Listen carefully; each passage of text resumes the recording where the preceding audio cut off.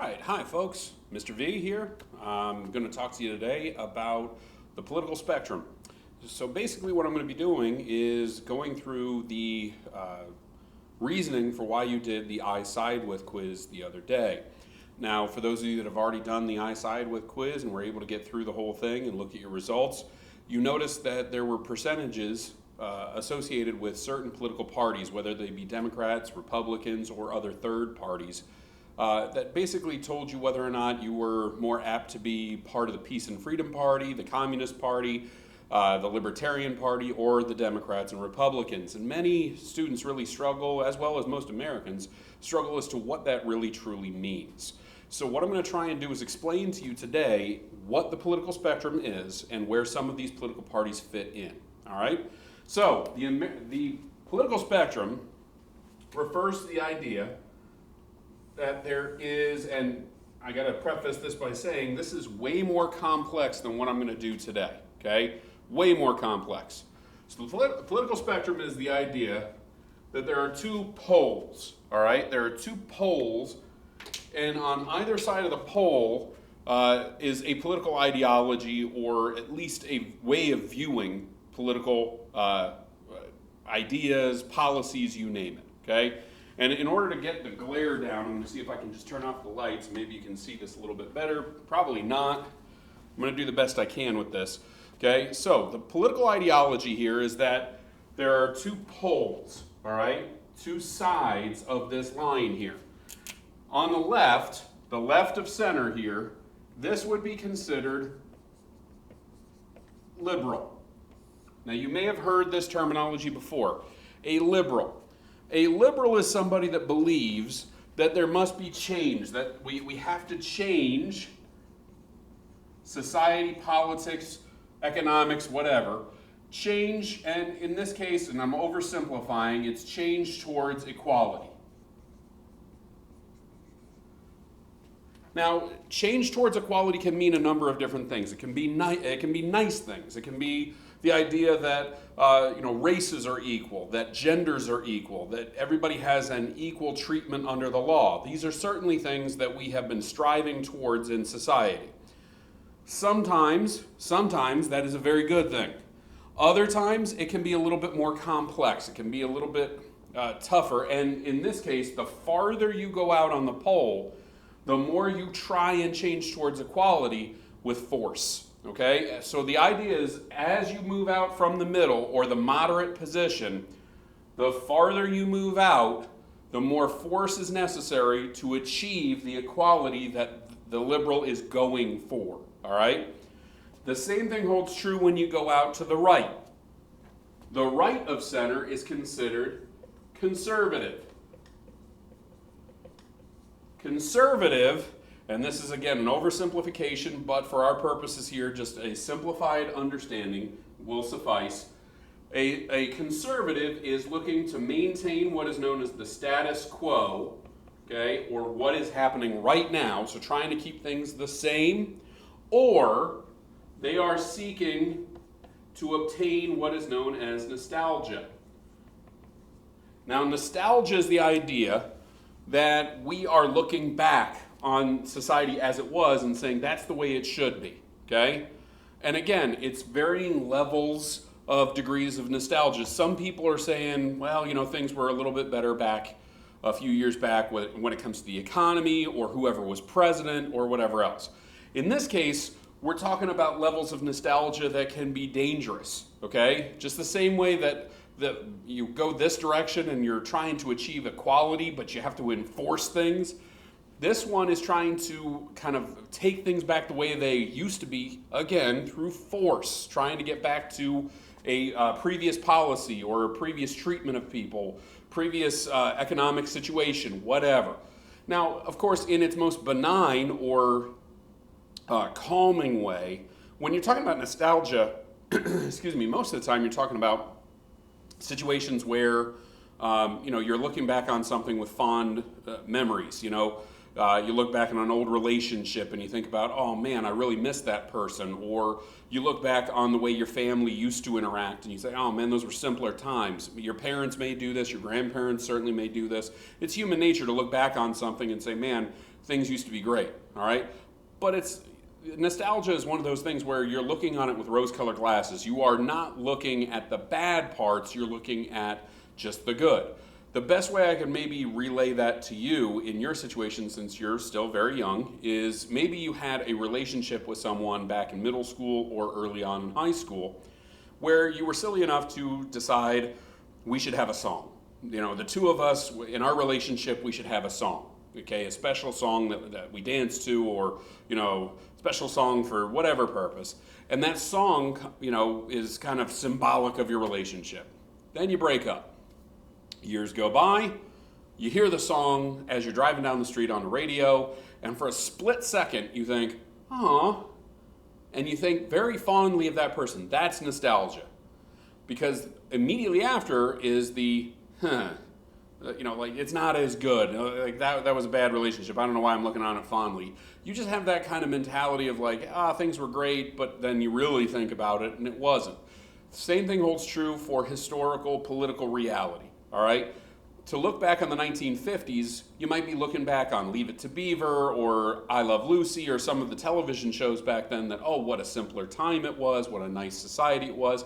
But you seem to forget that people were denied rights, whether it be African Americans, whether it be women, certainly gay people would have been denied rights in that societal reality. Okay? Because remember, in the 1950s, that's when we were desegregating schools. Okay, that's when Brown versus the Board of Education was changing things. So looking back in the 1950s and saying, oh, what a simpler time, is not an accurate statement. It's a nostalgic statement, but it's not accurate. Now, if we wanted to go back to the 1950s mentality, back to the way things used to be, we would have to deny rights to some people in order to get back to that society, to get back to that reality. So the farther you get out on either one of these poles is not a good thing, okay? Now, in the middle, you would be known either as a centrist, or maybe you've heard the term moderate. Okay?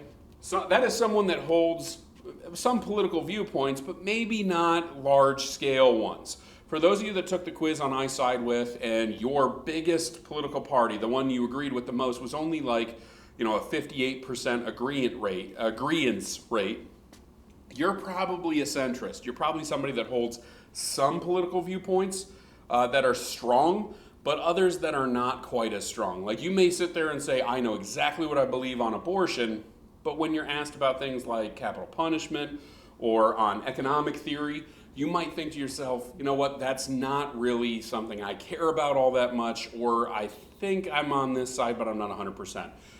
The people that were agreeing in large percentages with a political party have very strong belief structures.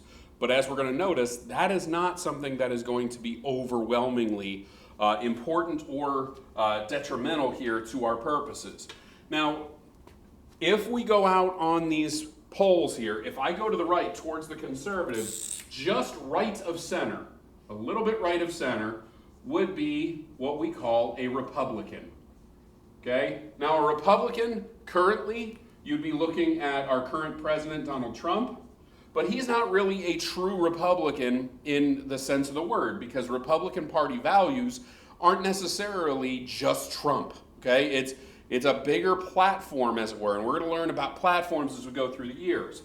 So when you look and say somebody is a Republican, you really have to look at the larger picture. So Donald Trump is a Republican, the Bush family, whether it be Bush 41 or Bush 43, okay, who were both presidents, they were both Republicans, okay? Ronald Reagan was a Republican, okay? But you also have people like John McCain, who just passed away. You have Mitch McConnell, who's the current Senate Majority Leader. You have a number of different people who would all have different definitions of what it is to be a Republican, because to say you're a Republican just right of center doesn't necessarily mean that you're unbelievably, like, nobody that took the I Side With quiz was 100% Republican, okay?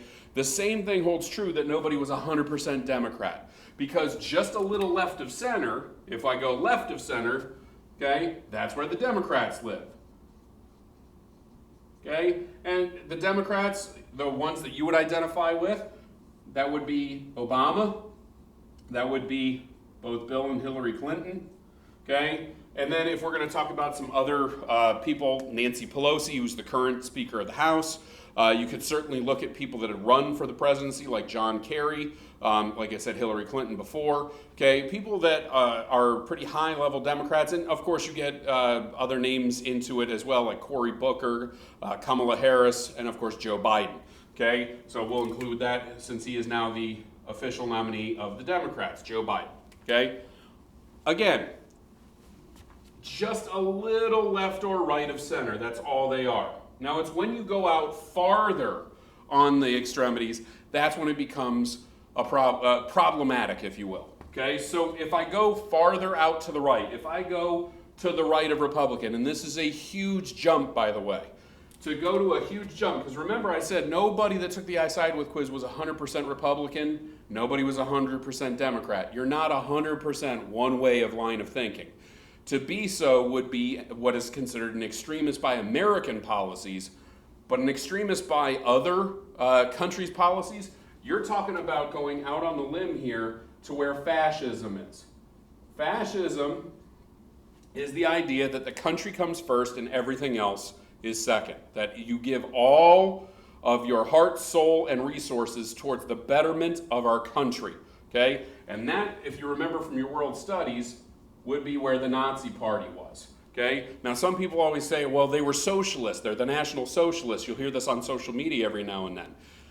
To a certain degree, yes, but what their socialism was for the state. Okay? And they were all for the state, everything for the state. Give up your personal rights for the state.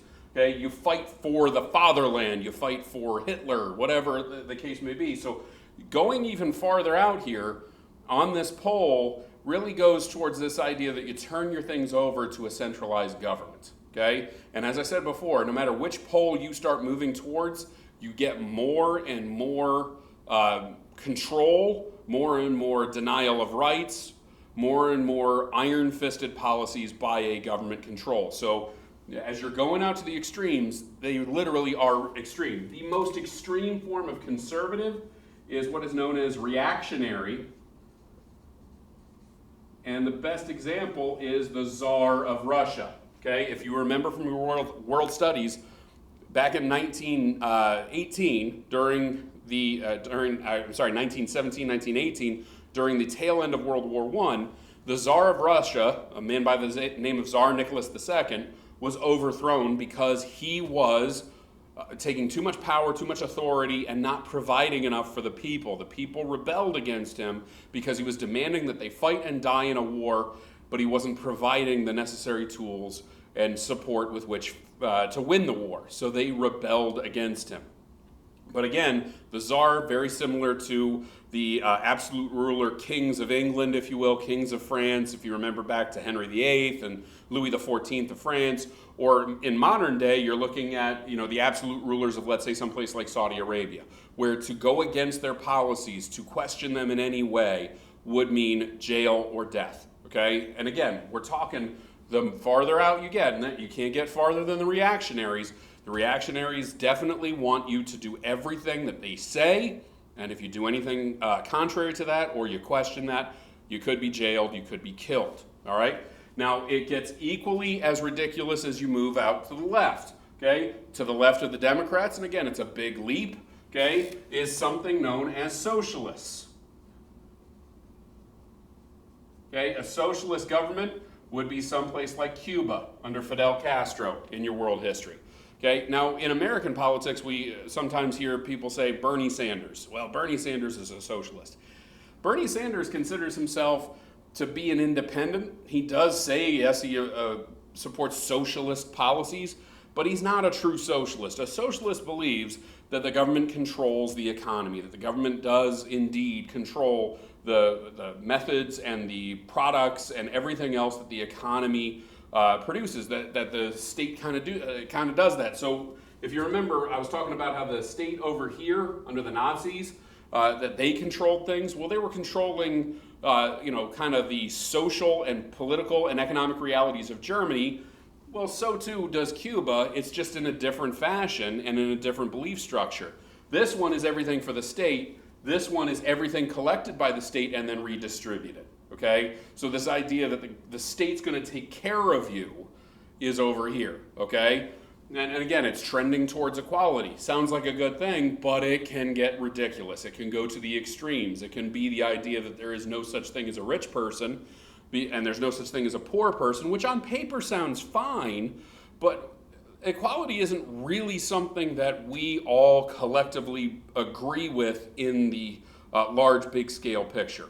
Okay, you would not agree that all people have the same capacity to become a doctor, a lawyer, or whatever else. You would not agree that all people have the same skill set and the same cognitive ability to think and to kind of process information, if you will. Not everybody has the same capacity to work, okay? Not the same talents, not the same abilities. So bottom line is, this push towards equality, to say that all people have the same thing and all people have the same talents and all people have the same abilities, you would have to have a pretty strong government with which to push that, okay, with which to impose that. So again, this may sound great on paper that everybody's equal, everybody's taken care of, but it's really not a reality with humans. Humans ruin that, okay? Because you don't have this intrinsic nature of I'm going to be equal to everybody else, okay? The farthest extreme, of course, to that is communism.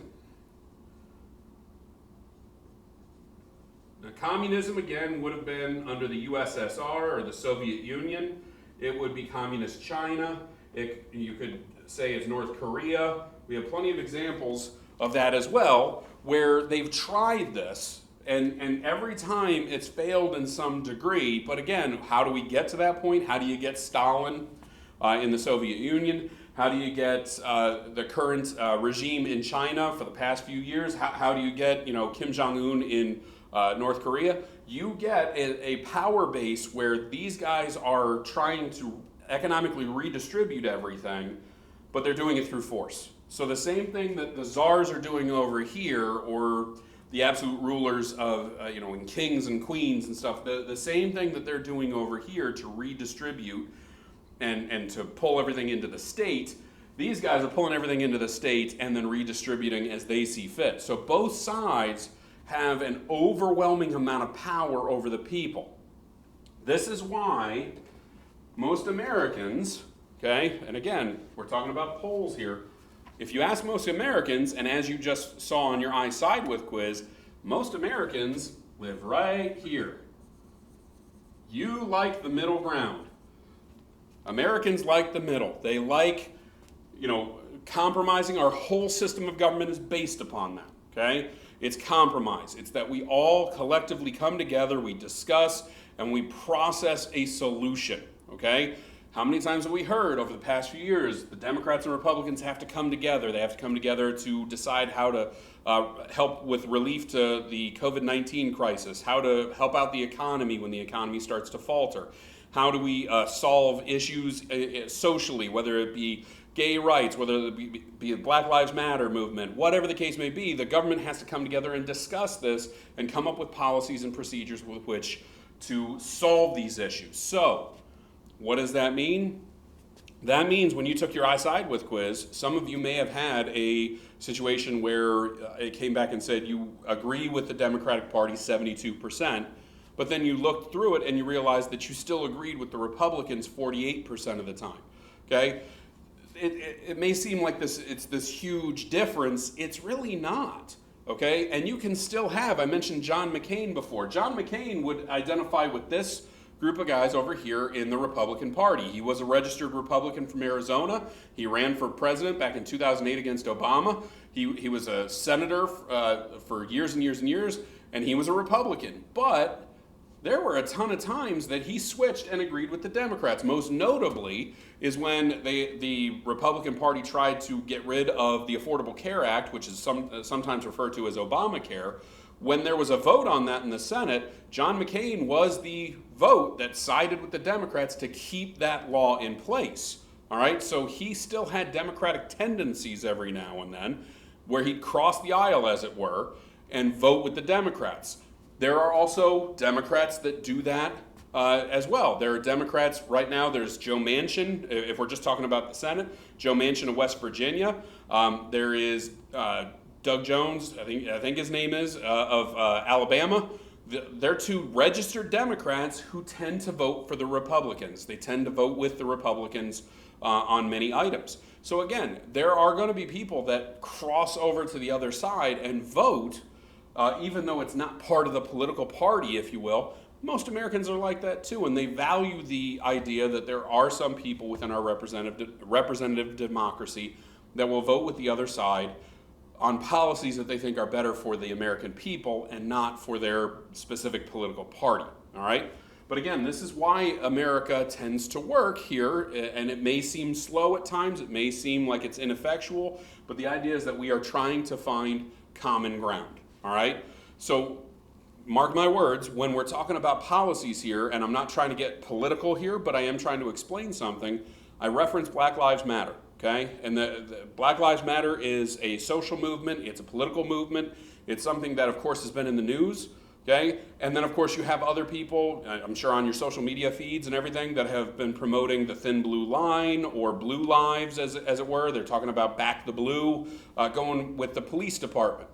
Both movements have very passionate people. Both movements have Republicans and Democrats that are supporting their cause, if you will.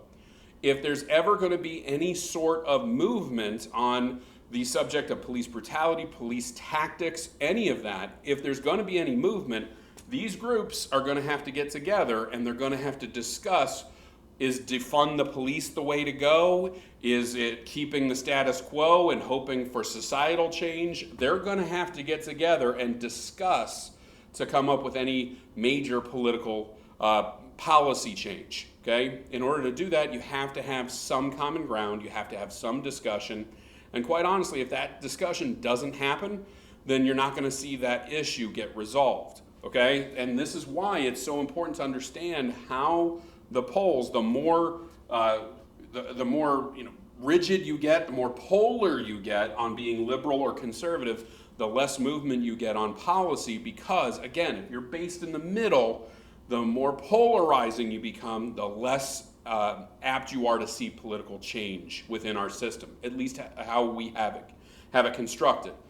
We're going to be talking about these issues all the way through the year in government, but I wanted to give you an idea of what your I Side With quiz was all about, so that you understand the polarization, if you will, of America, and that's where that terminology comes from. Now this is, again, an oversimplified version. Most political scientists would be looking at a 3D version of this model, okay, where you've got X and Y axes as well, and it comes out, it's kind of crazy. You can look them up on the internet to see where you're at. Many of you were Peace and Freedom Party or Libertarian. They kind of run the gamut. The Libertarians tend to be more conservative on some issues, but liberal on the others. That's where you get this kind of 3D model, if you will, if you look at it online, because Libertarians would be somewhere out here where I'm standing instead of on this board. It's not a flat plane of existence, if you will.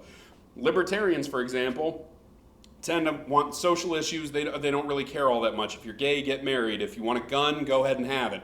You want to smoke weed, go right ahead. They tend to be a little bit more conservative, however, when it comes to funding of the government. So they want to cut things within the government because, again, liberty, coming back to the people, also includes taxes. Well, they're going to be fine with cutting things like welfare programs, but at the same time, they're also going to cut schooling sometimes. They're going to cut the military funding in certain ways. That's going to be something that a number of people are going to say, no, I draw the line at that. So if you've ever wondered why the Libertarians as a third party have never really caught on, even though most Americans would agree in many of their policies, just in principle, there are sometimes deal breakers with a third party. Okay? The Communist Party, of course, is going to be an extremist party. There are also going to be America First parties that are very extremist. But again, their viewpoints can't go too far. The American Communist Party is not trying to become Stalin. Okay? They're trying to promote the Marxist mentality of you can share the wealth, if you will. So they're actually somewhere out in this general area, because if they become too polar, they lose all support, except for extremists, and there aren't enough of them to go around on those. Same thing with America First parties. They're not going to go as far as the Nazi Party because they know from history that that doesn't work.